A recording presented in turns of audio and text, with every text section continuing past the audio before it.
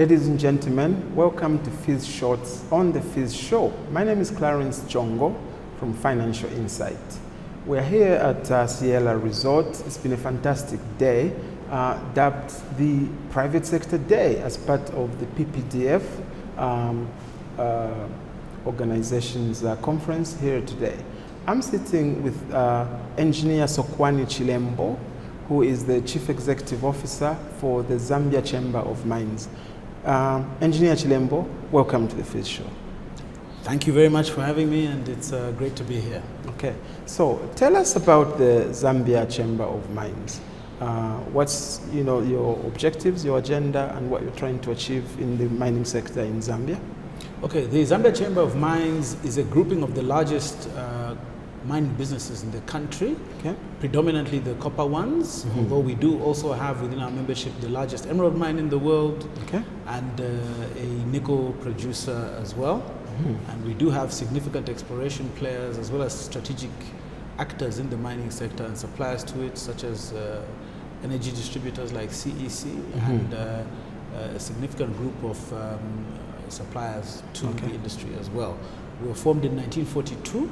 Wow. When the scale of Zambia's copper endowment became apparent, and we were reconstituted post-nationalization in 2000 when enough players had re-entered the sector under the privatization effort. Yeah, so that's us in a nutshell. Wow, so that's a rich and long history facilitating the mining industry in Zambia. Indeed, representing responsible mining.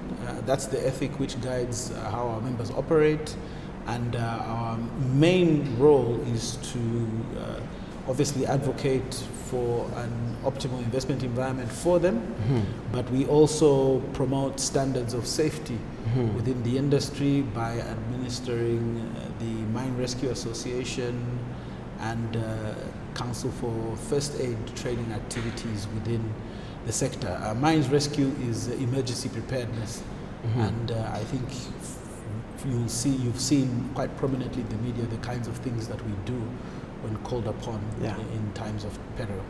Okay, so it's been Private Sector Day, and we've had a fantastic conference here today. What are your key takeaways from what you've seen and heard happen here today?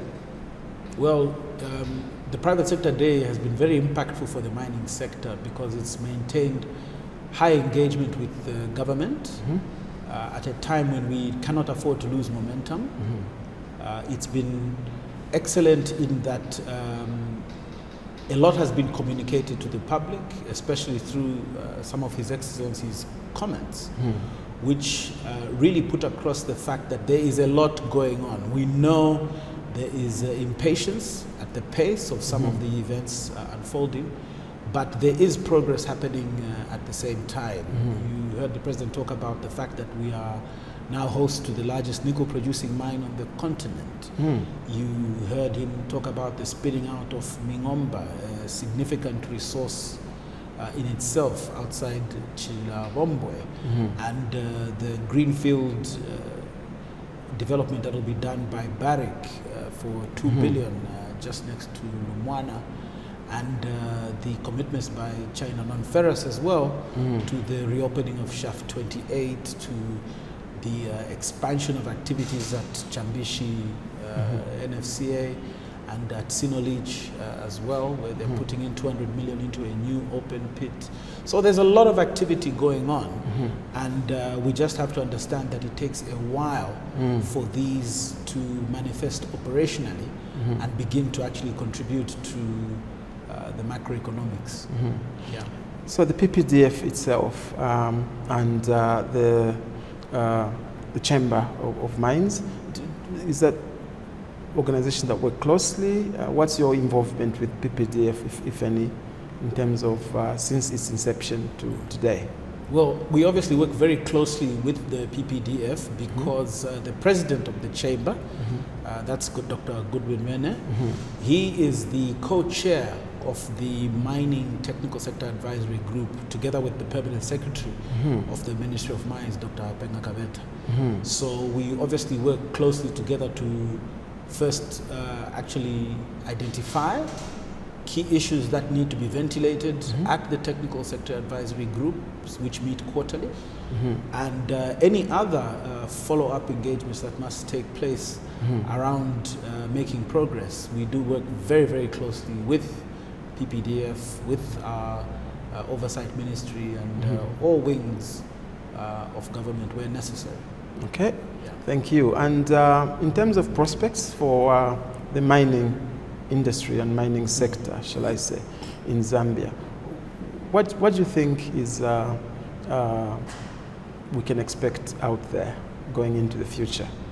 Well, definitely, once we have the remaining legacy issues sorted out on the old copper belt, the carryover business distress and issues there, we can look forward to growth. Okay.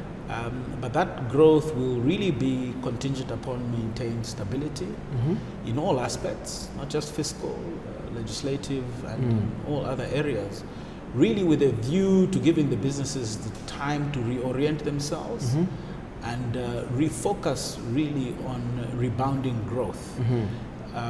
This is something that will probably take us 18 months, 2 years to execute gradually. So we can expect a gradual improvement as all of this begins to take root.